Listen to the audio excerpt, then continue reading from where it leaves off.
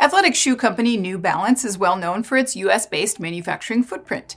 So when it announced in 2024 that it would be closing its plant in Norridgewock, Maine, many local officials were surprised. At the time, New Balance leaders said that they'd be shifting work from Norridgewock to another Maine plant in nearby Skowhegan. The Skowhegan plant, which opened in 2025, was intended to serve as its central Maine operation and support the production that was previously taking place under two roofs. Because of the proximity, New Balance said it would transfer all 230 Norridgewock workers to the new facility. The biggest impact then was to the community of Norridgewock, a small town whose service sector relied heavily on the plant's workforce for economic activity. However, in a move that may make it up to the community, New Balance later made the offer to donate its factory to the town.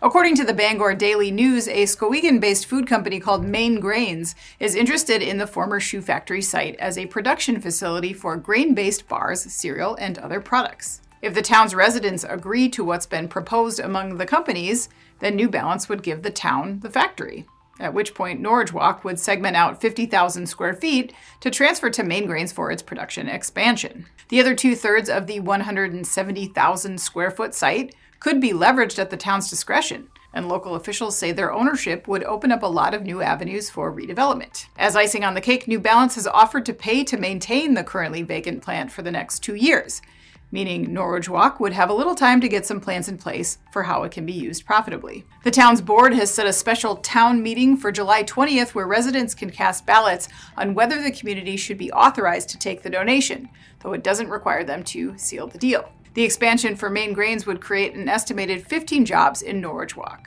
though some officials are remaining cautious as the scenario plays out. Maine State Senator and Norridgewock resident Brad Farron said recently he hopes that in the fever of trying to move this thing forward, that the town and the board dot our I's and cross our T's. I'm Anna Wells, and this is Manufacturing Now.